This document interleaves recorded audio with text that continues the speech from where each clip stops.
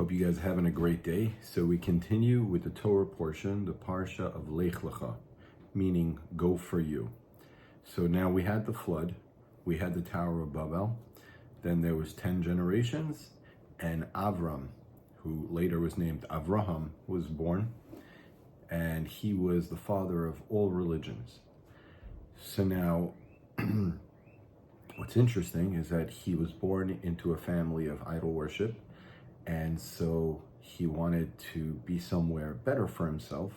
And Avram, being who he was always looking to help others. But God said, no, this time you need to go for yourself. You need to leave from here, and you're going to do better in another place. You have a new place. What we say, Lashana Makam, Lashana Mazel. You change your place, you change your luck. I guess they would define it. It's not really luck. It's your, what's going to be for you. So he goes and he ends up in the land of Canaan, which is eventually going to be Eretz Yisrael, Israel. And God appears to him and he says to him, this is where I'm going to be giving you the land for your children to inherit. And he does something very interesting. He makes a sacrifice, he's very excited, and then he moves and he pitches his tent. That's one interesting point. Later on in this portion, something else happens. There was a famine in the land, and so he realizes that he has to go and approach the higher ups. He has to approach the king at the time, and that's when he realized, wait, my wife is beautiful. What am I going to do? They're going to kill her, and they're going to kill me, and they're going to take her. So he begged her, used the word, he begged her, he beseeched her to say that she is his sister so that they won't kill him. And the story continues tomorrow. But there are 2 points here that are worth looking into that I don't think get the recognition they need. First of all, it's very interesting. If God were to tell one of us, oh, this is what I'm giving you, we would say, all right, we would buckle down right there, put our tent right in the middle. But Avraham was a different breed. He was a great man, and he was led by values and things that were way, way loftier than us. But on a simple thought, consider that if God tells you that he's going to give you something, you say to yourself, wow, this must have a lot of value. It must be so holy. I'm going to live on the side of it. So he moved to the side. God could have appeared to him at any point, but when he appeared to him in that area, it would be indicative that this is the most holy of areas. So he moved to the side. I think that's something that we can take into our lives, is that sometimes we approach something by thinking, wow, this is really amazing. This is special. This is holy. I'm digging in here. It's good to dig in, but maybe be a little humble. Go to the side. Don't be in the middle of it.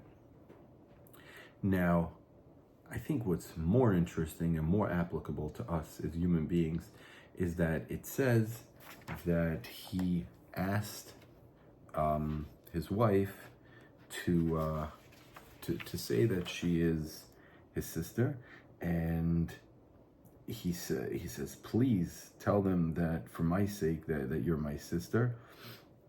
And he used very strong wording. He didn't say, tell them you're my sister. And this is very, very interesting, because we know that there's a concept in life: don't expect anything from anyone. And some people go, okay, fine, I'll work on myself. I won't expect anything from anyone. But from family, from my kids, definitely from my wife. But over here we see a clear lesson from Avraham Avinu, Abraham, our father himself, that even from your wife, don't expect. Everything is a gift. You were brought into the world alone, you're leaving alone, you live your life alone. You have accessories, you have a spouse, you have children, you have all these things to consistently appreciate. But don't think to yourself, we have a plan. You need to say you're my sister. No, you need to ask. You need to take something that anybody else would take for granted, and you need to really ask with a wholehearted request, as if the person truly has the option to say no. No, I don't want to say it. What do you mean? How can you do? You're going to put me at risk and danger. I have my own reasons. I don't want to say it. But the point is that a person needs to know that nothing is a given and they're on their own in this life. It sounds a little sad, a little lonely. We have God, but it's the truth. A person lives a better life when they expect less and they appreciate more, to the point when you're going into danger and there's a simple action that your spouse can take to save your life, and you have to ask them passionately to do this thing for you. That's the level that we need to all appreciate each other to. Hope you guys are enjoying. Looking forward to tomorrow. Have a great one. By the way, I would like to add a new project. Maybe we could start it off through this program, where I want to call it the Ask Me Anything project. Any question you have about your own personal life, about the Bible, about trauma, experiences, challenges, God, philosophy, I would be more than happy to see if I could answer. As long as it's not something to do with mathematics or biology or something where I need to have high level information, but things that have to do with concepts and how to accept things in life.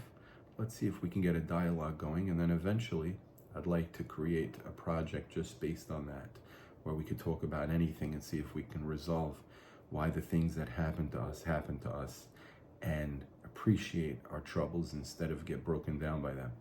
Have a great one. Looking forward.